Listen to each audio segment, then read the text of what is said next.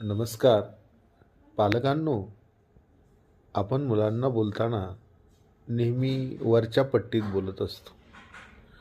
तुझं हे चुकलं, तुझं ते चुकलं, तू असा करतो, तू तसा करतो.